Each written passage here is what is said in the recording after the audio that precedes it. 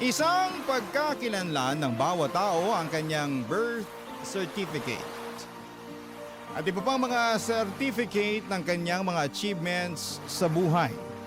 Maaring requirements itong certificate para makapag-aral, kumuha ka ng passport, para makapagtrabaho abroad o para mas gumanda ang status sa buhay. Ikaw, kabarangay, ano ang tinatagong certificate mo na ipagmamalaki mo? Dear Papa Dudut, magandang tanghali po sa inyo, Papa Dudut, at sa lahat ng mga listeners natin sa Barangay Love Stories. Kapag wala pong trabaho ay nakikinig po ako sa inyo sa radio at minsan naman ay sa live streaming. Kaya po ako sumulat sa inyo dahil naniniwala ako na kapupulutan din ng aral ang karanasan ko.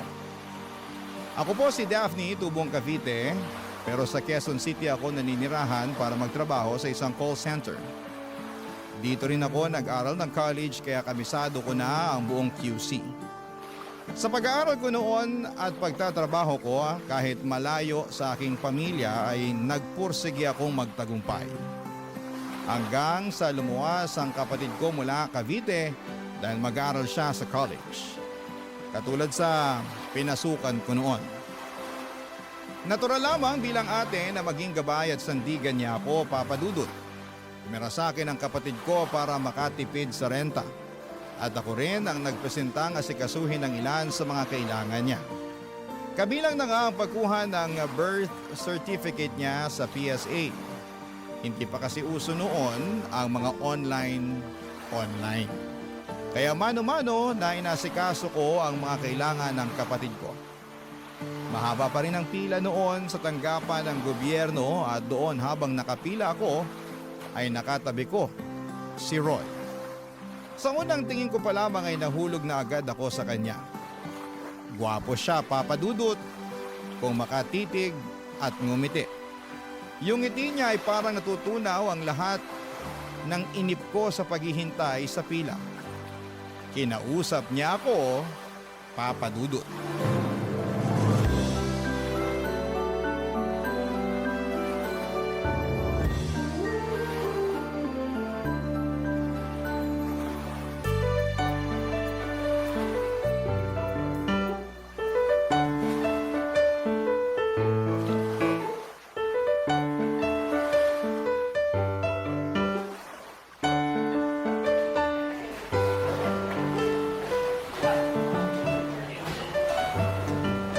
Ano nga ulit ang pangalan mo?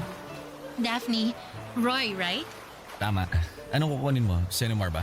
Uy, grabe, hindi ah. Single nga ako at hindi pa ako magpapakasal. Mukha na ba akong ikakasal? Maganda ka kasi kaya naisip kong may pumakot agad sa'yo para di ka makuha ng iba. Ikaw naman. Kaso wala. Di ako naniniwala. Nako, dapat kang maniwala. Nandito ako para kumuha ng birth certificate ng kapatid ko. Requirements kasi para sa school niya. Mabuti ka palang ate. Medyo. Ikaw ba? Anong kukunin mo? Siguro Senomar mo. Magpapakasal ka na ba? Hindi ah. Ba't mo nasabi yan? Nako, okay. Alam ko na.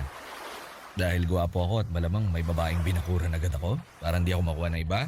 Lakas ng tama mo.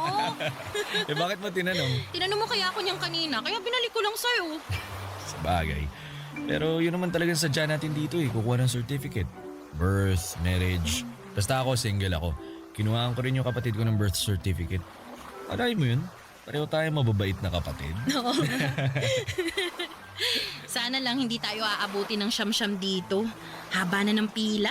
Oo nga daming tao. Pero sigurado naman makakakuha tayo ng certificate na kukunin natin. Uy, nandito na tayo. Ay, tama naman. Pero di ko talaga ina-expect na ganito karami ang kukuha. Marami na kasi nag-asawa kaya dumami na mga tao sa Pilipinas. Bagay. Ikaw, kailan ka mag-asawa? Hala, grabe namang tanong yan. Para maganda pag-uusapan natin, para hindi tayo mabagot dito. Oo nga naman. Di ko pa alam. Depende kung may manligaw. Sa ganda mong yan, walang nanliligaw. Ay, ibahin ko palang sagot. Depende kung gusto ko ang manliligaw sa akin. Juicy ah. Natural lang naman yan na kailangan mo rin mamili na makakasama mo sa buhay, di ba? Tama naman. Ano bang gusto mo sa isang lalaki? Syempre, yung may trabaho. Basic yun. Rigorista ka rin, ha? Syempre naman. Di nakakain ng pag-ibig, no? Sabagay, pero maliban sa may trabaho, ano pa gusto mo? Yan talagang pag-uusapan natin dito. Bakit? Nailang ka ba? Siguro, okay, sige, pwede mo namang di sagutin. Oo nga pala, kakakilala lang natin pero hindi naman na tayo strangers, di ba? Kilala mo pangalan ko, kilala rin kita. Alam mo pangalan ko, alam ko rin pangalan mo. Sige na nga, sasagutin ko na. Yun naman pala eh. Sige, makikinig ako sa sagot mo. Napaka-hypocrite ako naman kung wala sa qualification ko yung may itsura, di ba? Bakit ka natawa? Basic naman nga kasi talaga yun. Di ba una tayo na-attract sa physical appearance ng tao? Yes. Ayoko rin sa pangit. Hindi sa inaalala ko lang din syempre yung magiging anak ko. Alam mo na. Klase ka rin ha. Maganda ka tapos gwapo mapapangasawa mo. Siguradong gwapo at magaganda magiging anak niyo. Ay, sana. Wala lang to paano kung ako yung lalaki? May chance ba yung physical appearance ko? Yan ha. Ikaw talaga. Syempre naman.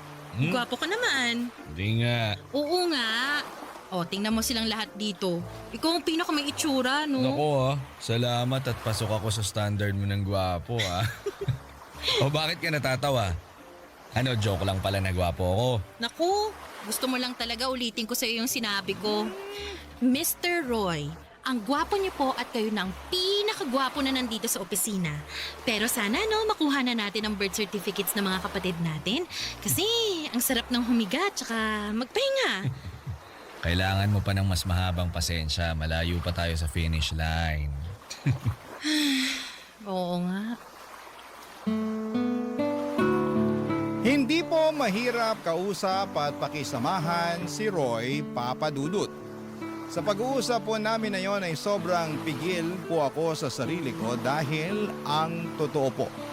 Kinikilig po talaga ako. Bawat salita niya ay parang musika sa aking tenga. Ang bawat ngiti niya ay sobrang nakakabighani po talaga. Kahit umabot kami ng 5 oras sa pila ay hindi ko nararamdaman ang bagot ng dahil sa kanya.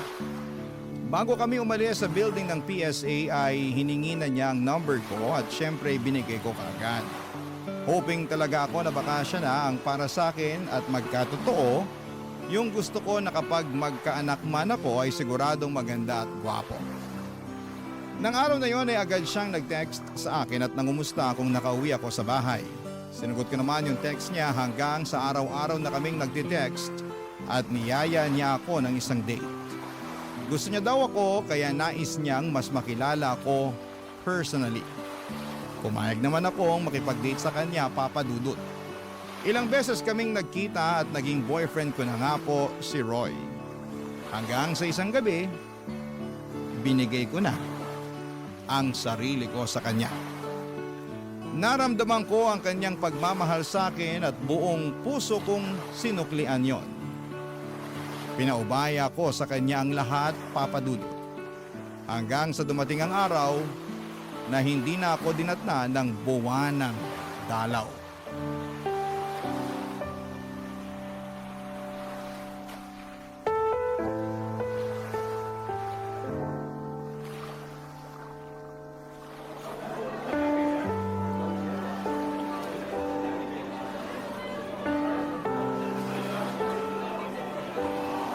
Mahal, may sasabihin sana ako sa'yo. Ano yun, mahal? Parang ang serious mo. Mahal mo naman ako, di ba? Mukhang seryoso nga to. Ano ba yun? Alam mo, mahal, hindi mo na dapat ako tanungin ng ganyan kasi alam naman natin ang sagot.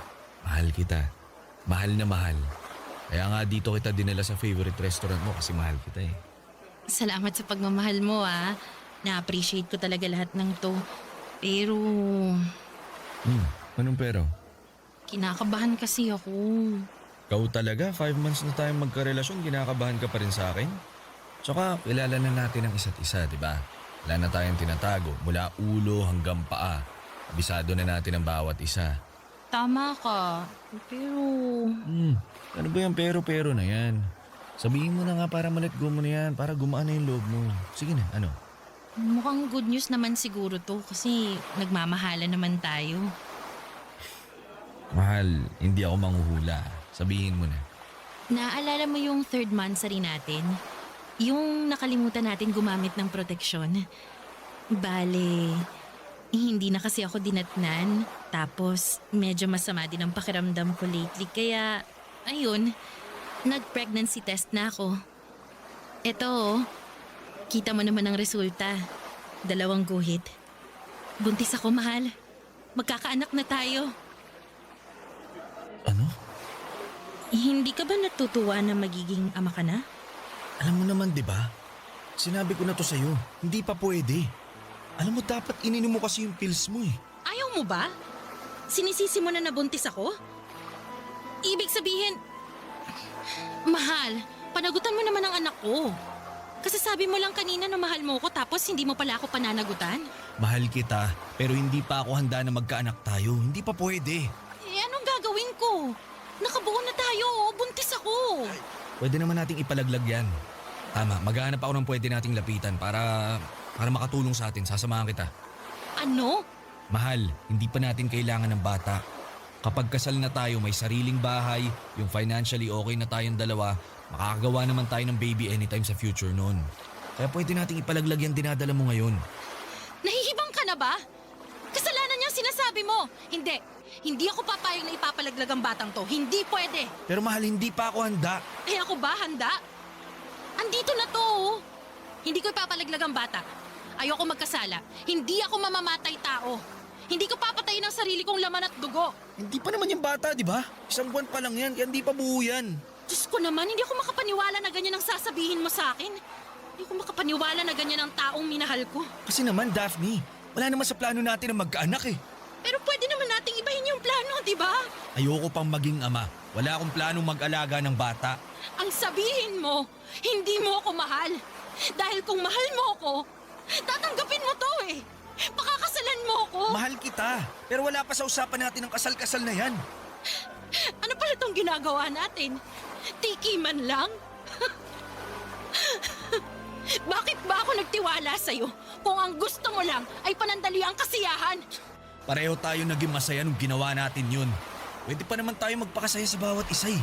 Alisin lang natin yung nasa tiyan mo. Promise, mag-iingat na talaga ako. Hindi na tayo makakabuo. Anong klaseng pag-iisip yung meron ka? Hindi ako nakikipagrelasyon para lang sa ganyan. Ginagawa natin yun dahil mahal natin ang isa't isa. Ano ba? Wala akong pakialam. Sagutin mong tanong ko. Mahal mo ba talaga ako o gusto mo lang akong gamitin? Mahal kita. Kung mahal mo ako, pakasalan mo ako. Hindi pwede. Bakit? Basta hindi pwede. Tapos ang usapan. Papadudot, buo na talaga ang desisyon ni Roy na hindi niya papanagutan ang dinadala ko dahil ayaw niyang masira ang plano niya sa buhay. Dahil sa hindi na kami magkasundo ay tuluyang kaming nagkahiwalay, Papadudot. Itinuloy ko ang pagbubuntis ko dahil mahal ko ang magiging anak ko. Wala siyang kasalanan at gusto kong ibigay sa kanya ang karapatan nitong mabuhay sa mundo.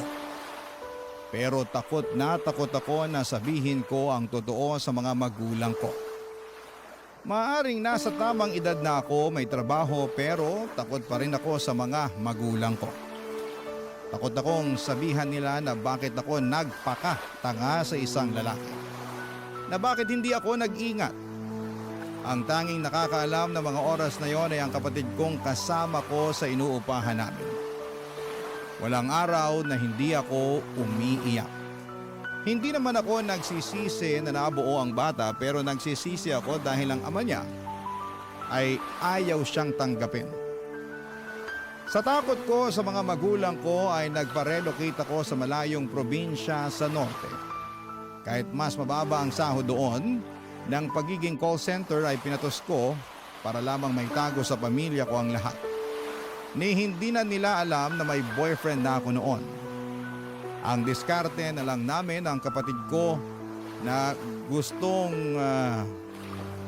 kong pumunta ron dahil na burn out na ako sa trabaho. Kaya ako lumipat ay para naman mas maiba ang nakikita kong environment. Papa Dudut, takot ako. Takot kasi ako na kung lalaki na ang tiyan ko at biglang bumisita ang mga magulang ko ay magkakagulatan na. Matatanda na rin si nanay at tatay at ayaw kong dahil sa malalaman nila ay may mangyari pang masama sa kanila. Kaya naman tinuloy ko ang paglipat para makaiwas at makapag-isip na rin ng tama. At paghandaan ang pagdating ng anak ko. Barangay Love Stories. Barangay Love Stories. Nang lumipat ako, Papa Dudut, ay nagpapadala pa rin ako ng pera sa kapatid ko para sa renta niya at para sa pagkain. Pero walang araw na hindi ako umiiyak. Bakit ko pa na-isolate ang sarili ko? Bakit ko pa kailangang gawin ito? Maraming katanungan ang tumatakbo sa isipan ko na hindi ko alam ang kasagutan. Ang alam ko lang ay kailangan kong maipanganak ang anak ko at gusto kong maging malusog siya. Simula na maghiwalay kami ni Roy ay hindi na talaga siya nagparamdam.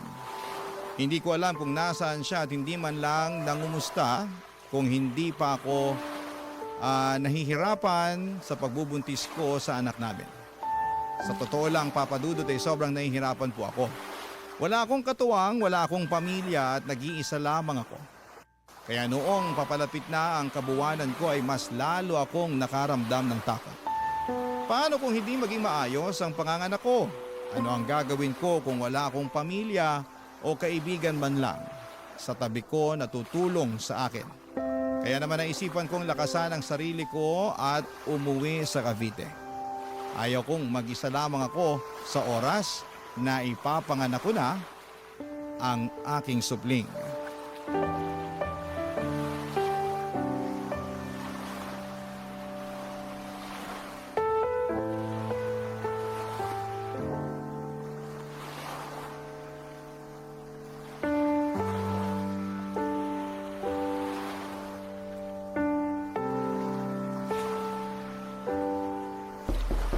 Nay! Nay! Sandali! Papunta na! Daphne? Nay! Anong nangyari? Nay! Nay, huwag po kayong magagalit, ha? Bakit ba? Ano bang nangyari, anak? Kasi, Nay, Ano nga? buntis po ako! Sorry, Nay! Sorry! Halika nga, bata ka. Pumasok ka. Ikaw ba nagbitbit ng mga gamit mo? Bakit hindi mo kasama ang kapatid mo? Ano bang nangyari? Daphne, sino ang ama ng dinadala mo, ha? Nasaan siya? Hindi mo man lang sinabi sa amin na buntis ka. Kahit yung kapatid mo, wala ring sinabi. Nay, I'm sorry po talaga. Pero wala pong ama ang anak ko. Ano? Ibig sabihin, Daphne naman. Bakit naman ganito? Nagkamali po ako, Nay. Maling-mali po. Pero ayoko pong may magawa pa akong mali. Ayoko po ipalaglag yung bata. Gusto ko po siyang mabuhay, Nay. Habaging Diyos. Ay, talagang mali kung ipinalaglag mo yan. Nakong bata ka. Sandali. Nakakapagpa-check up ka naman ba? Opo. Mabuti naman. Ay, naku anak, bakit naman ganito? Ginulat mo ako. Nay, handa naman po ako sa anumang galit niyo. Kahit sumbatan niyo po ako, tatanggapin ko po yun kasi nagkamali naman po talaga ako. Eh ano bang silbi ng panunumbat ko? Naging mabait kang anak, Daphne. Hindi mo kami binigyan ng sakit ng ulo ng tatay mo. Pero ito... Hindi ka ba talaga pakakasalan ng ama ng batang yan? Hindi po. Nawala na lang siya na parang bula matapos niya malaman na nagdadalang tao ako. Napaka-irresponsableng lalaki yan. Saan mo ba nakilala yon, ha? Hindi mo man lang inalam ang pagkatao ng lalaking yon. Mabait naman po siya sa akin, Nay. Akala ko po kasi maayos siyang tao. Naging okay naman po yung relasyon namin eh. Pero nang malamang buntis ka, hiniwalayan ka. Napakasama ng lalaking yon. Sorry, Nay. Sorry po. Ay naku, huwag ka nang mag-sorry. Hindi mo kasalanan na may taong mapagsamantala. Si tatay kaya, matatanggap kaya niya to? Siguro, magagalit yun sa umpisa. Pero mahal ka ng tatay mo. Matatanggap niya rin yan. Natatakot po ako, Nay. Ang importante ngayon, nandito ka. May kasama ka. Hindi po kayo galit sa akin. Ay, hindi ko alam, Daphne. Ang sa akin lang, anak kita. Hindi kita pwedeng pabayaan at apo ko ang batang yan. Kung mas ginamit ko lang sana yung utak ko, hindi sana nangyari sa akin to. Huwag mo nang sisihin ang sarili mo. Hindi mabuti sa isang buntis ang umiiyak. Tumahan ka na. Ako nang bahala mamaya sa tatay mo pag uwi niya. Sigurado po ako pag-chichismisan tayo ng mga kapitbahay natin. Huwag mo nang alalahanin ang mga yon. Wala naman silang ambag. Hindi nila alam ang nangyari. Tsaka, sino ba sila para husgahan ka? Nandito lang ako, anak.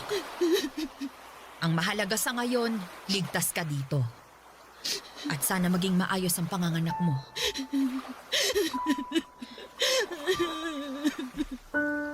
Papa Dudut, hindi madali kay tatay noong nalaman niya na buntis ako. Pero tulad ni nanay ay inunawa niya ako, Papa Dudut. Kalaunan ay pareho silang dalawa na naging excited na sa unang apo nila. Nakikipag-away pa sila sa mga marites na sinasabing disgrasyada daw ako. Hanggang sa dumating ang araw na pinanganak ko ang munting anghel ko.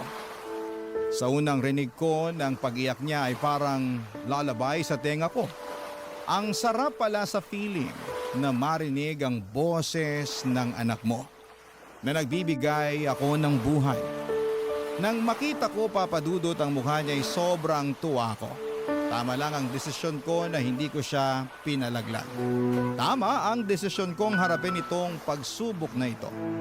Pinalaki ko ang anak ko ng mag-isa pero syempre nandiyan naman ang lolo at lola niya. Bumalik ako sa Quezon City kasama ang anak ko at naging porsigido ako sa trabaho dahil sa anak ko. Kahit walang amang nakalagay sa birth certificate niya, nagiging ama at ina ko para sa kanya. Pinangako kong mamahalin at aalagaan ko siya. At kahit iniwanan kami ng ama niya, ay kaya ko siyang buhayin. Hanggang isang araw, bumisita si nanay sa QC. Namasyal kami sa isang mall at laking gulat ko, Papa Dudut. Sa unang pagkakataon matapos ang huli naming pag-uusap, ay nakita ko si Roy.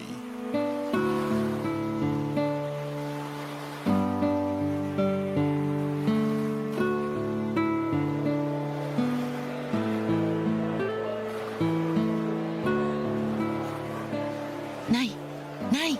Oh, ano ba yon? Si Roy po, oh. Ano? Ang lintik na lalaki na yon? Nakita ko po siya. Ayun po, nakatayo doon. Sino dyan? Yung naka-green po na t-shirt. Ang hayop na yon. Teka, sandali ha? Nay! Anong gagawin niyo? Ano pa? Di susugurin ko ang lalaking yon. Nay, wag na po. He! Manood ka na lang dyan. Hoy, lalaki! Nay! Daphne? Kulang niya akong lalaki ka? Hindi ka pa ba kinarma sa ginawa mo? Sandali! Hindi ka pa mangungumusta sa babaeng kinakasan mo? Sa babaeng niloko mo? Huwag tayo dito mag-usap. Ay, bakit hindi pwede? Hoy, kahit saan kung gusto, wala ka magagawa. Ang sama-sama mong tao ka. Nakakaya po dito. Ay, naku, mahiya ka pa pala. Matapos mong buntisin ang anak ko, iwanan siya, tapos ngayon may pahiya-hiya ka pang nalalaman dyan. Ay! Roy, saan mo ba gusto mag-usap? Pagbibigyan kita. Hoy, Daphne! Sa parking lot, walang tao doon. Okay, doon tayo mag-usap. Ay, hindi! Gusto ko dito! Nay, tara na, Ayoko nakakahiya. sabi! Nay!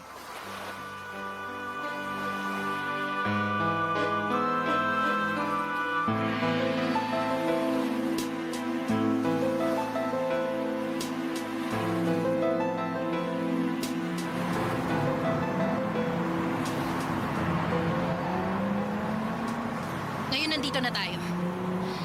ba? Ilang taon kong tiniis ang lahat.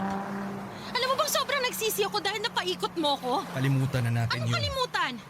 Kalimutan ang mga ginawa mo sa akin at sa anak ko? Baklase ka ring lalaki ka. Gagawin mo pang mamamatay taong anak ko noon sa plano mo? Ayop ka! Buti talaga hindi ako sumunod sa gusto mo eh. Kahit walang ama sa birth certificate ang anak ko, hindi kawalan.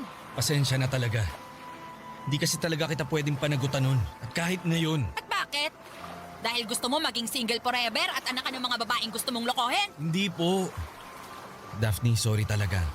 Alam mo, nakukonsensya talaga ako sa ginawa ko pero hindi talaga tayo pwede. Tama na ngayong hindi tayo pwede. Mas lalo mo nang pinamumuka na nagpakatanga ako sa'yo. Sa totoo lang, minahal kita. Alam mo yan. Pangklase? Mahal. Mahal tapos hindi pananagutan? Ano yon? Nagsinungaling ako sa'yo, Daphne. Ano? Mahal mo ko pero nagsinungaling ka. Alin ba doon ang totoo? Dapat hindi na natin to kinausap eh. Dapat sinapak na lang natin.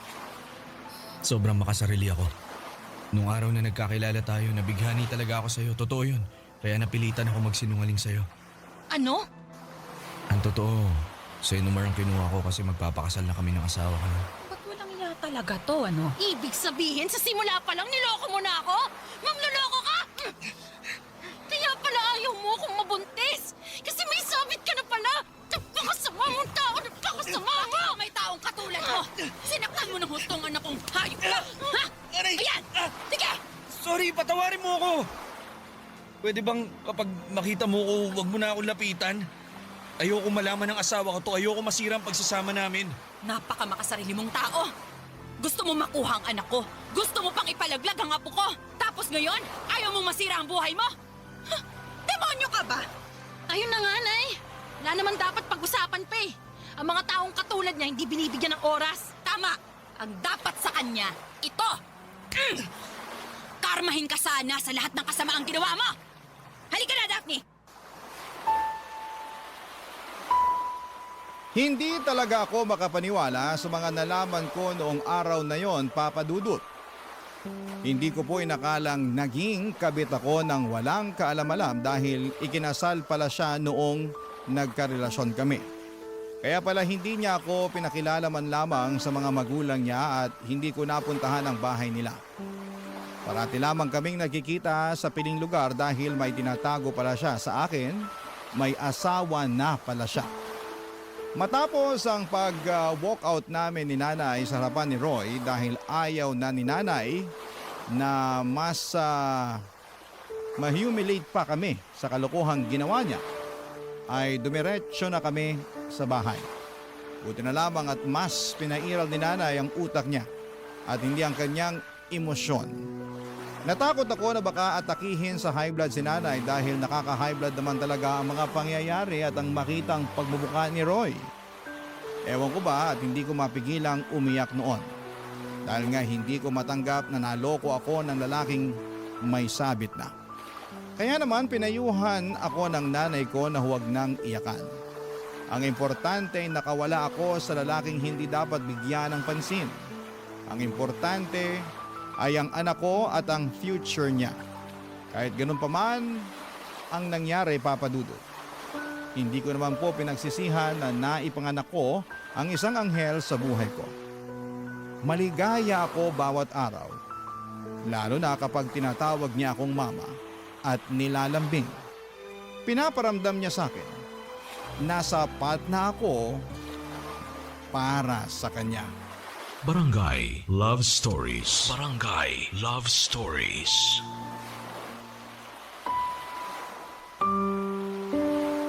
Kahit ayokong isipin ang naging ugnayan namin ni Roy noon, parating nagpa-flashback sa utak ko ang mga alaala ng kanyang panloloko. Simula pa lamang noong nagkakilala kami. Ang usapan pala naming yon ay puno ng kasinungalingan. May plano pala talaga siya na akitin at bilugin ang ulo ko para makuha niya ang kanyang gusto. Sadyang huli na ako nang kumala sa relasyon dahil nga sa nabuntis na ako, Papa Dudut. Siguro kung hindi ako nabuntis baka hanggang ngayon ay napaikot niya pa rin ako at patuloy niya akong ginagamit sa pansarili niyang kapakanan. Napaka makasarili niyang tao, Papa Dudut. Mabuti na lamang at nandyan ang mga magulang ko na walang sawang sumusuporta sa akin.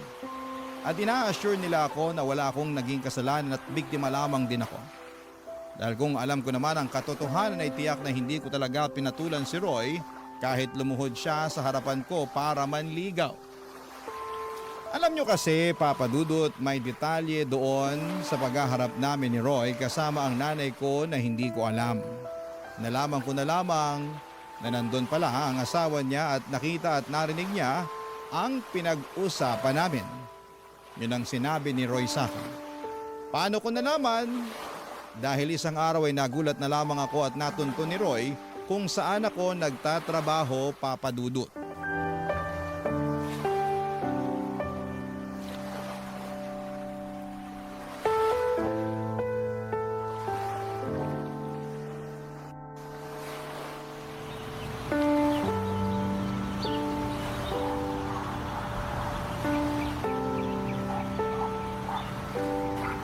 Daphne, kausapin mo ako. Anong ginagawa mo dito? Wala na tayong pag-uusapan pa. Umalis ka sa harapan ko! Ano ba? Daphne, please naman. Kailangan kong tulong mo. Ano? Tulong? Teka, nabibingi yata ako. Tulungan mo naman ako. May malaki kasi akong problema eh. Ikaw lang makakatulong sa akin. Kinugood time mo ba ako? Wala akong panahon makipaglaro. Kaya pwede ba? Bitawan mo ako. Kailangan ko nang pumasok sa trabaho. Sandali lang, please. Ano ba talagang kailangan mo? Ha? Ayoko na ng gulo. Gusto kong kalimutan kung sino ka at kung ano ka sa buhay ko. Kaya umalis ka na. Yung asawa ko. Anong asawa mo? Wala akong pakialam sa'yo at sa asawa mo. Daphne, nung nakita niyo ako. Nung nag-uusap tayo sa parking lot kasama ang nanay mo, nakita tayo ng asawa ko. Narinig niyo yung usapan natin. Nalaman niyo yung totoo. Nalaman niyang naging kabit mo ko. Eh ano naman ngayon? Bakit mo to pinapaalam sa akin, ha? Kasi kailangan ko nga ng tulong mo. Niwalayan ako ng asawa ko. Eh ano? Hindi ko maintindihan at ayaw kong intindihin yung problema mo. Ano naman ngayon kung hiwalay na kayo? Anong tulong yung sinasabi mo? Usapin mo naman yung asawa ko. Sabihin mo sa kanya na ikaw ang may gusto kaya nangyari yung sa atin nun. Ano? Daphne, sige na, tulungan mo lang ako. Ngayon lang. Ayokong tuluyang hiwalayan ako ng asawa ko. Nahihibang ka ba? Gusto mong kausapin ko siya at sabihin nilandi kita para patulan mo ko nun? Wow! Lakas ng tama mo, ha? Daphne, please. Etong pwede kong mabigay sa'yo. Tigilan mo ko, Roy! Hindi ko gagawin ang kalokohang to. Daphne, nagmamakaawa ako sa'yo. Kumbinsi mo ang asawa ko na makipagbalikan sa akin. Kahit ilang sampal tatanggapin ko, tulungan mo lang ako. Sige na. Hindi! Binaboy mo na nga ang pagkatao ko, Roy. Bababuyin mo na naman. Ganyan na ba talaga ako kaliit sa tingin mo para gawin to, ha? May natitira pa akong dignidad. May natitira pa. Kaya tigilan mo na ako, pwede? Wala kang mapapala sa akin. Daphne naman. Umalis ka na. Hindi ako aalis. Sabi ng kailangan kong tulong mo. Hindi ko kaya mawala ang asawa ko. Napakawalang hiya mo na nga. Gagawin mo pa akong tanga? Para ano, ha? Para magmukha kang mabait. Para magmukha kang mabuting asawa at nagkamali lang dahil may malanding babaeng umakit sa'yo. Kakaiba rin ang gusto mong kwento, ha? Daphne, eto. Kung kailangan kong lumuhod, gagawin ko. Tigilan mo nga ako sa paluhod at pagmamakaawa mo sa akin. Kahit buong araw at gabi ka pang lumuhod dyan, hindi ko gagawin ang gusto mo. Hindi ako haliparot, alam mo yan. Nagmahal ako noon. Nagtiwala. Umasa na yung lalaking binigyan ako ng pag-ibig. Seseryosohin at mamahalin ako ng totoo, pero hindi pala. Ang lalaking minahal ko, isa palang demonyo. Daphne, patawarin mo na ako. Ilang beses akong nagmakaawa nun sa'yo na huwag akong hiwalayan, di ba? Dahil nagdadalang tao ako. Ano, pinakinggan mo ba ako? Hindi. At ngayon, gusto mo magsinungaling ako sa asawa mo na ako ang may kasalanan na lahat? Hayop ka! Wala kang kwentang tao! Daphne naman! Manigas ka dyan!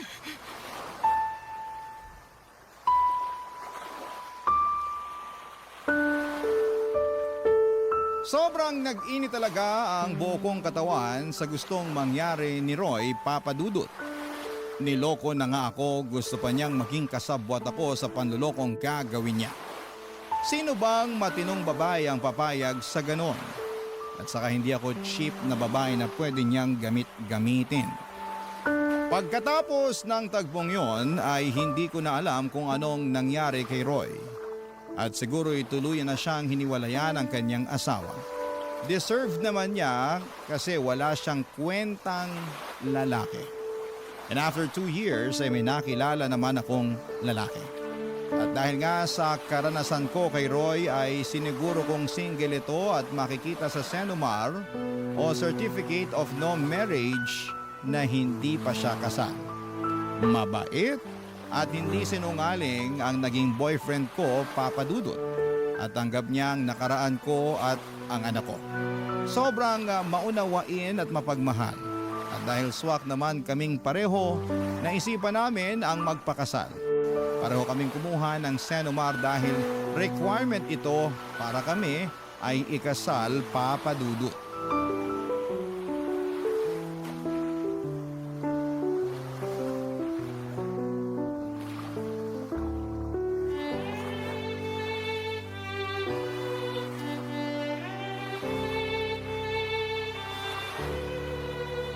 Evan, dumating na yung Senomar natin. Bubuksan ko na ba tong 2 envelope? Sabay ba talaga? Sabay tayong kumuha eh. Sige, buksan mo na para malaman mo single ako at ready na pakasalan ka. Sige, ikaw ang magbubukas ng sa akin at ako naman ng sayo. Game? Game! Teka, babasahin ko na. Ayan! Single! Single nga, sabi ko sa iyo eh. Ano, pwede na tayo ikasal. Wala tayong sabit pareho. Han! Oh, bakit ka umiyak? Hindi ko mapigilan. Natutuwa lang ako kasi matutuloy na yung kasal natin. Ako rin, sobrang saya ko na ikaw magiging asawa ko. Evan and Daphne Nuptial. Malapit na. Parang showing soon lang na plug ah. O bakit? Artistahin naman tayo ah. Alam mo, Han, naisip ko, total magiging mag-asawa na tayo. Magiging isang pamilya na tayo. Gusto ko nang ituloy yung sinabi ko nun sa'yo. Yung bala kong i-adapt yung anak mo. Gusto ko magamit niya ang apelyido ko na ako ang legal na ama niya sa mata ng batas. Talaga ba? Oo naman. Kaya sana pumayag ka na. Sorry, Han. Oh, kaya mo pa rin? Hindi. Gusto ko. Doon kasi, hindi ako sure sa idea mo na ganito. Kasi nga, ayoko mag-expect na magiging happy ending tayo. Pero napatunayan ko na totoo ka. Na mahal mo nga ako. At wala kang ibang babae sa buhay mo kundi ako. Alam mo, Han, walang araw na hindi ako naging totoo sa'yo. Ayoko rin yung sinungaling na tao eh. Basta ngayon, ang importante malapit na yung kasal natin. At gusto ko na ibigay ko rin sa anak mo yung apelyido ko. Kasi hindi lang ikaw ang mahal ko, pati na rin ang anak mo. Ang lahat sa'yo. Han. Deserve mo at ng anak natin na maging masaya tayo bilang isang pamilya, ha? Kaya please, pumayag ka na. Oo naman. Gusto kong dalhin namin ang anak ko ang apelyido ng isang lalaking sobrang bait. Salamat, Hana. Ikaw kasi, mabait ako kasi mabait ka rin. Tsaka, may isa pa pala akong request. Ano yun? Gusto ko, gawa agad tayo ng kapatid niya para 2 na agad yung anak natin. Oo ba? Oh, yun naman pala eh. Ready na ako dyan. Yan. Happy family tayo niyan. Magkakaroon na tayo ng marriage certificate. At sayong-sayo na ako. Ang swerte ko sa'yo. Ako ang swerte sa'yo. Mahal na mahal kita, Han. Mahal na mahal na mahal din kitahan.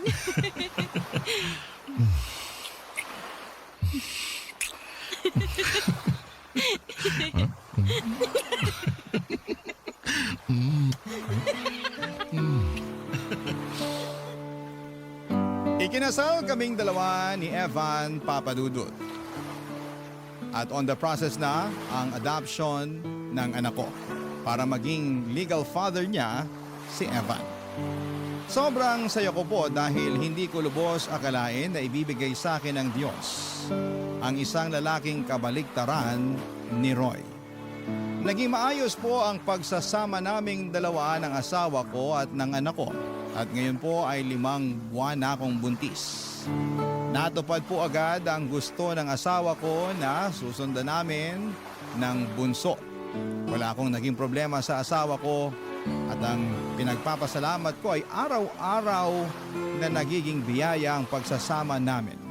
Sa ngayon ay wala akong balita tungkol kay Roy at wala akong balak na makibalita pa kung ano ang nangyari sa buhay niya.